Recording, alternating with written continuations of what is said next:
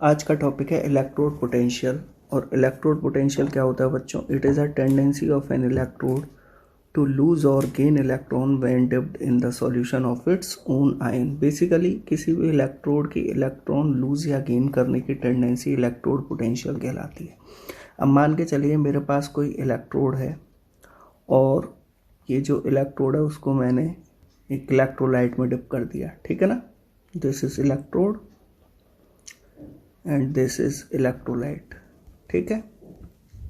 तो अब या तो ये इलेक्ट्रोड इलेक्ट्रॉन लूज करेगा या गेन करेगा।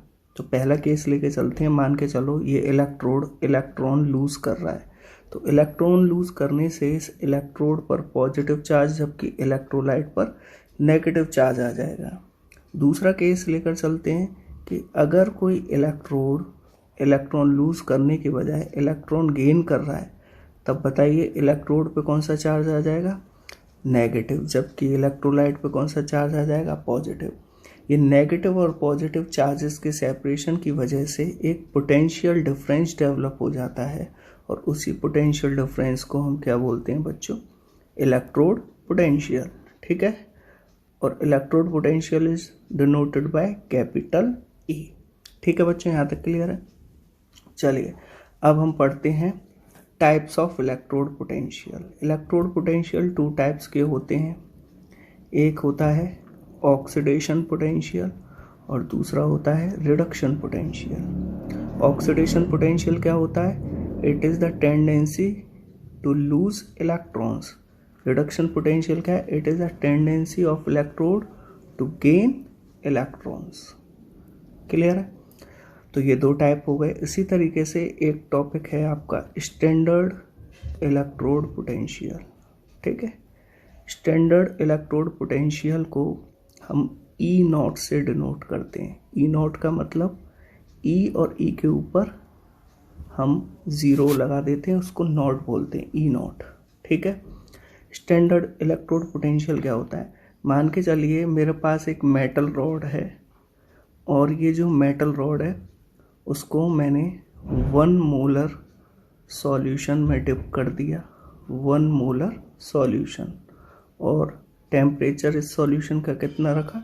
298 केल्विन, ठीक है। तो ये जो दोनों कंडीशंस हैं, एक कंसंट्रेशन की है और एक टेम्परेचर की, ये स्टैंडर्ड कंडीशन है, ठीक है। और इन कंडीशंस पर जो भी इलेक्ट्रोड पोटेंशियल आप मेजर करोगे वो स्टैंडर्ड इलेक्ट्रोड पोटेंशियल कहलाता है। यानी electrode potential is equal to standard electrode potential when concentration is equal to 1 molar and temperature is 298, ठीक है। अच्छा, इन केस ऑफ गैस, अगर मान के चलो गैस है तो गैस का तो कंसंट्रेशन नहीं लेंगे, तो हम कंसंट्रेशन की जगह हम प्रेशर मेंशन करेंगे, डेट इज़ 1 atm, टेम्परेचर 298 ही रहने वाला है, ठीक है। अच्छा, गैस कब हो सकती है? एक इलेक्ट्रोड आगे चल के पढ़ाऊंगा जिसका नाम है स्टैंडर्ड हाइड्रोजन इलेक्ट्रोड, वहाँ पर गैस का कंसेप्ट आता है, तब हम वहाँ पर जो है 1 atm प्रेशर लेकर चलेंगे। क्लियर है? चलिए, एक चीज़ और जो बहुत इम्पोर्टेंट है वो ये है कि अकॉर्डिंग टू IUPAC, ठीक है, standard electrode potential is equal to standard reduction potential. IUPAC ने ये बात फिक्स कर दी है कि किसी भी इलेक्ट्रोड का स्टैंडर्ड इलेक्ट्रोड पोटेंशियल किसके इक्वल होता है? उसके रिडक्शन पोटेंशियल के इक्वल होता है। ये मान के चलते हैं हम, ठीक है ना। चलिए अब हम पढ़ते हैं मेजरमेंट ऑफ इलेक्ट्रोड पोटेंशियल, ठीक है। इलेक्ट्रोड पोटेंशियल कैसे मेज़र किया जा सकता है? जैसे मान के चलिए आपको जिंक इलेक्ट्रोड दे दिया या कॉपर इलेक्ट्रोड दे दिया, कोई भी इलेक्ट्रोड दे दिया, तो उसका इलेक्ट्रोड पोटेंशियल आप कैसे मेज़र करोगे? तो आपको पता है कि किसी भी मेज़रमेंट के लिए आपको एक रेफरेंस की ज़रूरत होती है। उसी तरीके से इलेक्ट्रोड पोटेंशियल को मेज़र करने के लिए हमें रेफरेंस इलेक्ट्रोड की ज़रूरत पड़ती है, रेफरेंस इलेक्ट्रोड, ठीक है। अब ये रेफरेंस इलेक्ट्रोड क्या होते हैं वो हम आगे चल के पढ़ेंगे, पर अभी फ़िलहाल हम रेफरेंस इलेक्ट्रोड की करैक्टरिस्टिक्स क्या होती हैं उनके बारे में स्टडी कर लेते हैं। ठीक है, तो जो रेफरेंस इलेक्ट्रोड है उसकी पहली करैक्टरिस्टिक ये होती है कि it's standard electrode potential should be known. पता होना चाहिए हमें, हम जो भी रेफरेंस इलेक्ट्रोड का इस्तेमाल कर रहे हैं उसका आपको स्टैंडर्ड इलेक्ट्रोड पोटेंशियल पता होना चाहिए। नंबर 2, उसका ऑक्सीडेशन या रिडक्शन कुछ भी हो एज पर नीड, चाहे तो हम उसे एज अ एनोड या एज अ कैथोड दोनों तरीके से हम यूज़ कर सकते हैं। ज़रूरत पड़े तो एनोड की तरह इस्तेमाल कर दें या फिर कैथोड की तरह। तो ये दोनों करैक्टरिस्टिक रेफरेंस इलेक्ट्रोड के पास होनी चाहिए। ठीक है ना। अब देखिए रेफरेंस इलेक्ट्रोड है क्या वो समझते हैं। ठीक है, तो देखिए बच्चों, रेफरेंस इलेक्ट्रोड की अगर हम बात करते हैं, रेफरेंस इलेक्ट्रोड ये 2 टाइप्स के होते हैं। एक कहलाता है प्राइमरी रेफरेंस इलेक्ट्रोड और दूसरा कहलाता है सेकेंडरी रेफरेंस इलेक्ट्रोड। ठीक है, जिसमें से हम प्राइमरी रेफरेंस इलेक्ट्रोड को सबसे पहले हम पढ़ने वाले हैं।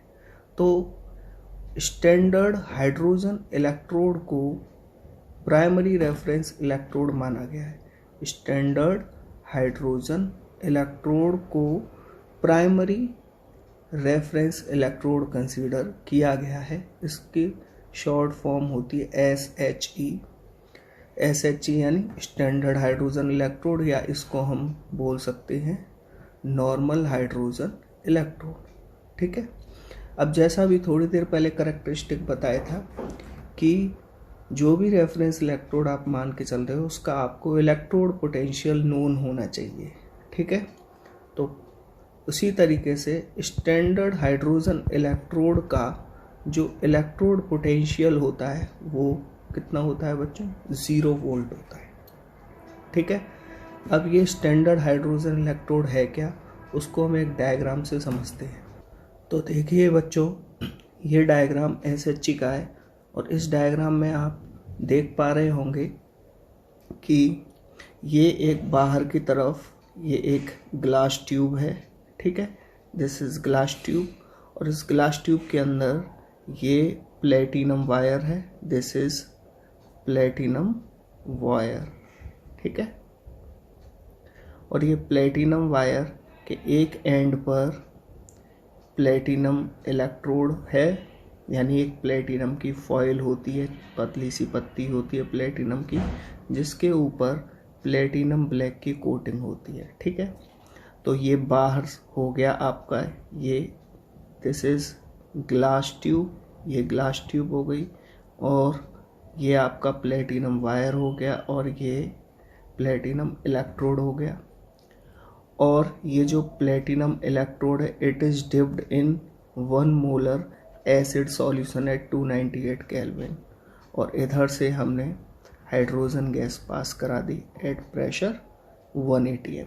तो ये पूरा डायग्राम जो है स्टैंडर्ड हाइड्रोजन इलेक्ट्रोड का है, और इसको हम चाहे तो एनोड या कैथोड किसी भी तरीके से हम इसका यूज़ कर सकते हैं। क्लियर है? अच्छा, रिप्रेजेंटेशन हम कैसे कर सकते हैं? तो रिप्रेजेंटेशन के लिए जैसा कि मैंने आपको बताया, इसको हम एनोड और कैथोड किसी भी तरीके से इसका यूज़ कर सकते हैं। तो अगर हम एनोड की तरह इसका यूज़ करेंगे तो इसमें जो केमिकल रिएक्शन होगी SHE के अंदर वो होगी H2 gives 2H positive plus 2 electron. ठीक है, और अगर कैथोड की तरह हम इसका यूज़ करेंगे तो केमिकल रिएक्शन इसका अपोजिट हो जाएंगी, 2H positive plus 2 electron gives H2। ठीक है, तो इन रिएक्शंस को ध्यान में रखते हुए हम रिप्रेजेंटेशन अगर करें हाइड्रोजन इलेक्ट्रोड का, जो कि बहुत इम्पोर्टेंट है, तो रिप्रेजेंटेशन SHE का, तो यहाँ हम लिखेंगे platinum which is a inert electrode, H2 gas, HCl, यहाँ पर टेम्परेचर की कंडीशन 25 डिग्री सेल्सियस, इसका standard electrode potential 0 volt, pressure 1 atm, और ये जो HCl सॉल्यूशन है, एसिड सॉल्यूशन, उसकी कंसंट्रेशन 1 m। ठीक है, तो हाइड्रोजन गैस है तो उसके नीचे उसका प्रेशर, और HCl सॉल्यूशन है, एसिड सॉल्यूशन, तो उसके नीचे उसकी कंसंट्रेशन को हमने मेंशन कर दिया है। क्लियर है? ये रिप्रेजेंटेशन कब होगा? जब हम इसका यूज़ एज एनोड करेंगे।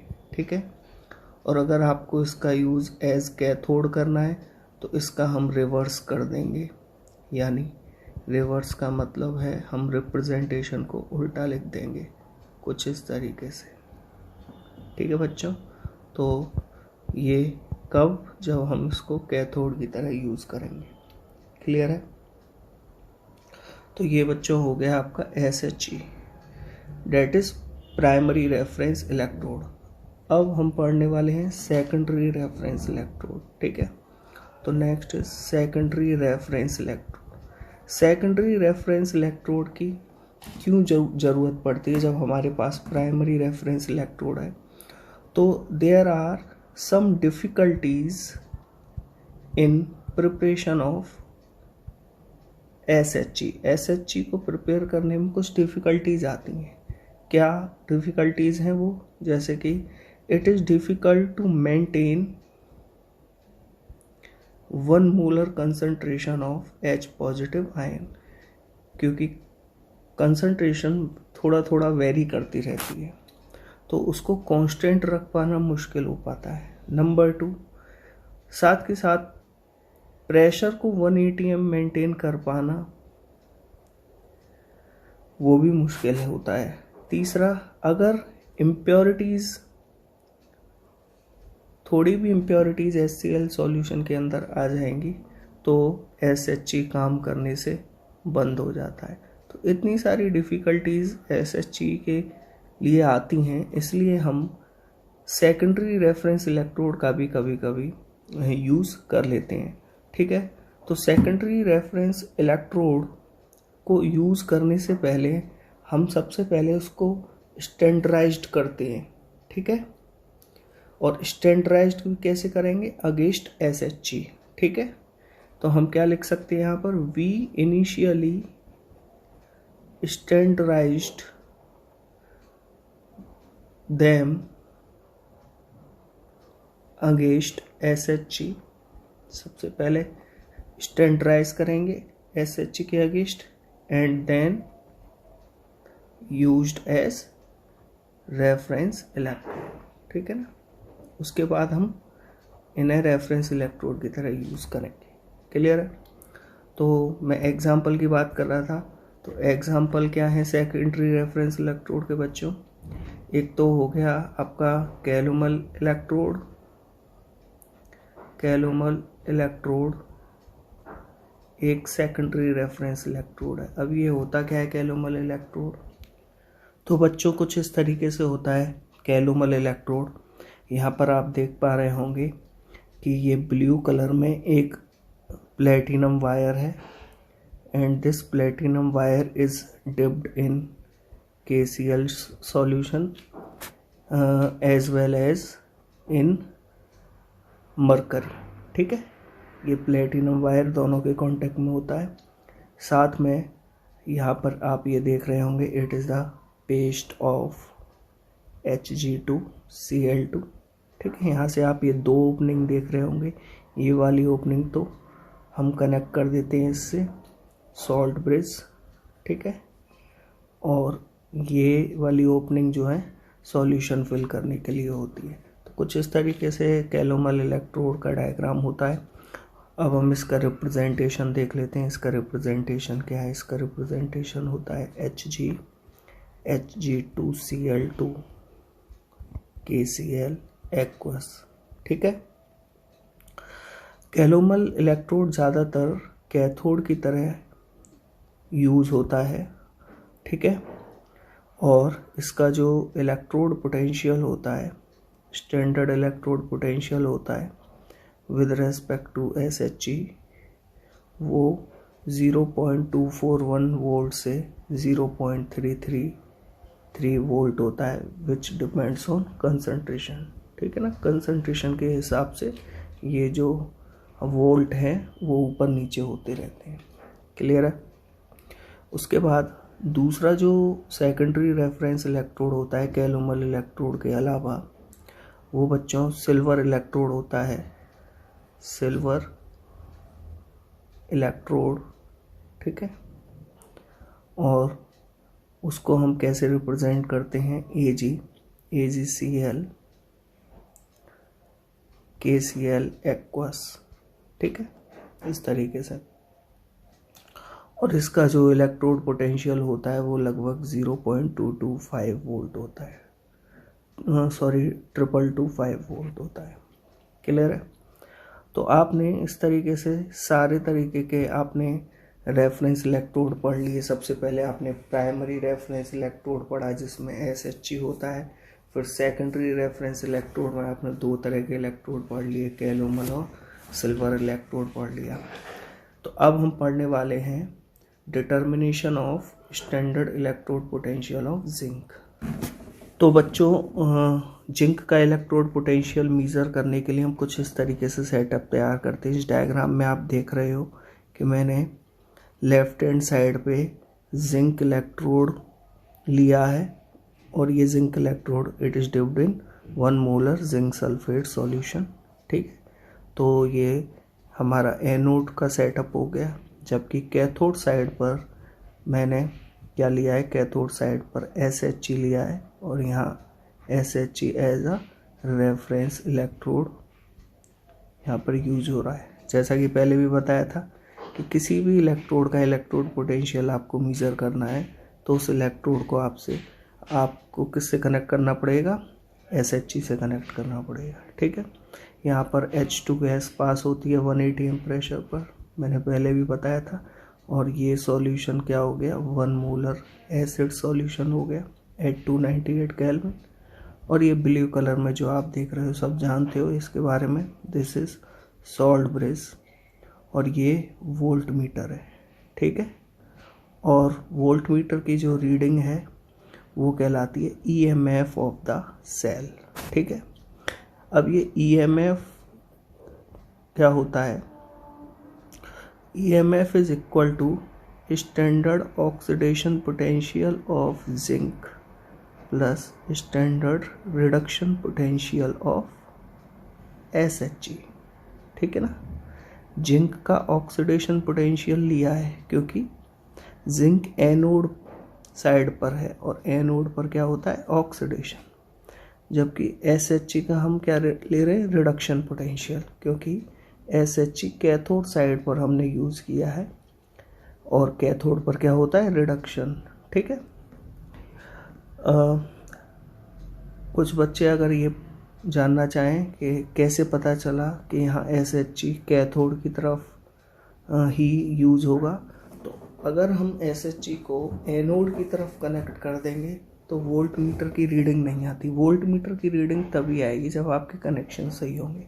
तो वोल्ट मीटर अपने आप ये फिक्स कर देगा कि किस साइड जिंक इलेक्ट्रोड होगा और किस साइड SHG होगा। ठीक है, यहाँ तक आगे बात समझ में। चलिए, इस तरह का जब आप कनेक्शन दोगे तो वोल्ट मीटर की जो रीडिंग है वो जो निकल के आएगी वो आती है बच्चों 0.76 वोल्ट। यानी हमारा जो EMF है वो कितना हो गया, 0.76 हो गया। ठीक है, it is equal to SOP of zinc plus, अब SRP ऑफ SHG कितना होता है, 0 वोल्ट। वो मैंने आपको पहले ही बताया था, 0 वोल्ट होता है SHG का इलेक्ट्रोड पोटेंशियल। तो यहाँ से SOP ऑफ जिंक कितना आ जाएगा, 0.76 वोल्ट। लेकिन IUPAC कहता है कि electrode potential is equal to reduction potential. तो हम SOP को SRP में जब कन्वर्ट करेंगे तो इसके सामने क्या लगा देंगे, -0.76 वोल्ट। यानी SOP तो है +0.76 वोल्ट, यानी स्टैंडर्ड ऑक्सीडेशन पोटेंशियल। तो SRP यानी स्टैंडर्ड रिडक्शन पोटेंशियल माइनस हो जाएगा, नेगेटिव। आगे चल के हम डिस्कस करेंगे अगली वीडियोस में इनको और अच्छे से, SRP और SOP को। फिलहाल आपको ये समझना चाहिए कि SRP is equal to negative of SOP। तो SRP हमने यहाँ पर SRP क्यों निकाला है, क्योंकि according to IUPAC SRP is equal to SEP यानी standard electrode potential is equal to standard reduction potential. ठीक है ना। तो इस तरीके से हम कह सकते हैं कि जिंक का स्टैंडर्ड इलेक्ट्रोड पोटेंशियल कितना हो गया बच्चों, -0.76 वोल्ट निकल गया। तो कुछ इस तरीके से हम इलेक्ट्रोड पोटेंशियल को निकाल सकते हैं। हम कॉपर के इलेक्ट्रोड पोटेंशियल भी निकाल सकते हैं। कॉपर रोड है अगर मेरे पास, उसका इलेक्ट्रोड पोटेंशियल निकालना है तो बस आपको क्या करना है बच्चों, यहाँ पर वो देखो, आपको एनोड साइड पर तो SHE और कैथोड साइड पर आपको कॉपर इलेक्ट्रोड रखना होगा और दोनों को आपस में क्या कर देंगे, कनेक्ट कर देंगे। वोल्ट मीटर एक रीडिंग देगा 0.34 वोल्ट।